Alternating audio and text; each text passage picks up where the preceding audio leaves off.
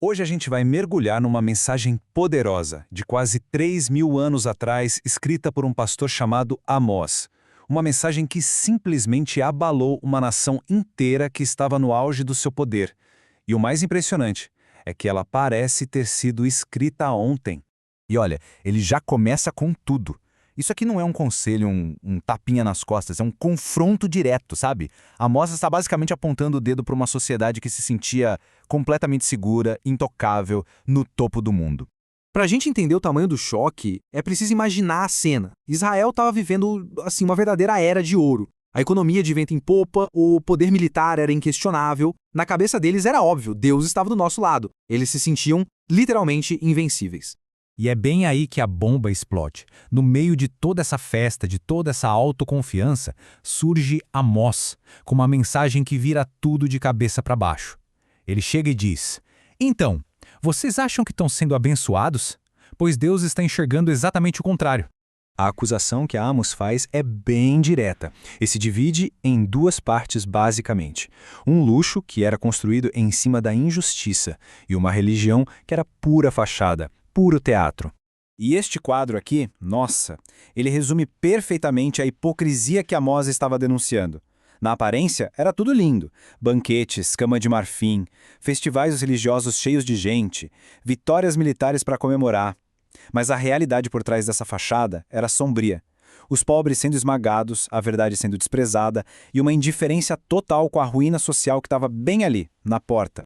Amós não aliviava para ninguém. Ele chega a usar essa imagem super chocante, vacas de Bazã, para falar da elite. Para quem não sabe, Bazã era uma região famosa pelo seu gado gordo, de primeira. O que ele está dizendo é que a elite vivia numa bolha de luxo, completamente cega para o fato de que todo aquele conforto era bancado pela opressão dos mais pobres. A ironia aqui é brutal. É como se ele dissesse: continuem indo para os seus cultos, continuem pecando, já que é isso que vocês amam fazer. Para Amós, a religião deles tinha se tornado só mais uma forma de se sentirem bem, de se auto-parabenizarem, enquanto ignoravam completamente o que Deus realmente queria. Então o ponto central é este. A adoração era só uma performance. Eles adoravam anunciar as ofertas, fazer tudo parecer bonito. Mas Deus rejeitava tudo. Por quê? Porque estava totalmente desconectado da justiça. Na visão de Amós, não adiantava nada cantar louvores no templo e, do lado de fora, esmagar os pobres. Bom, e como a nação parecia surda, Deus decidiu, digamos, aumentar o volume.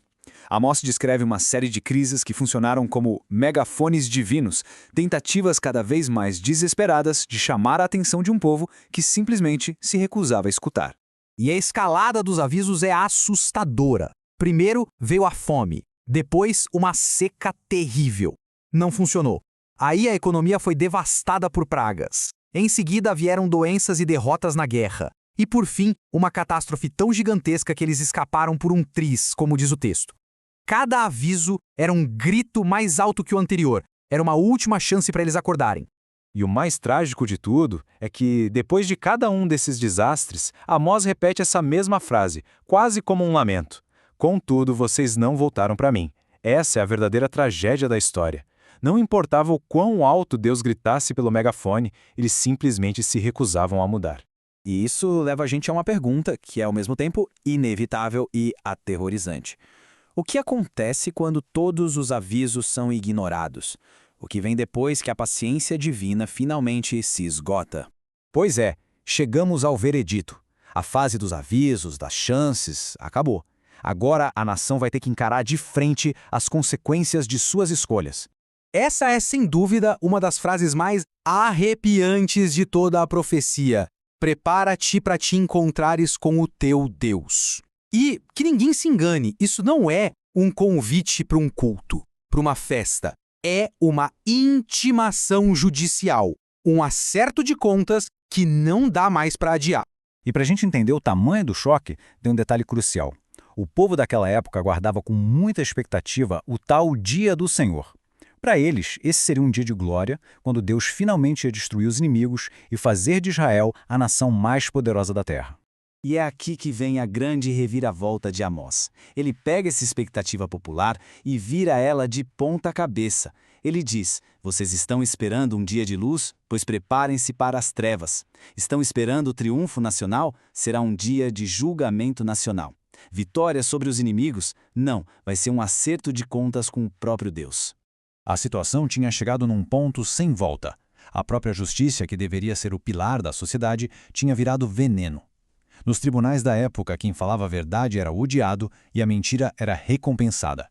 Quando a justiça morre numa nação, o que mais pode restar?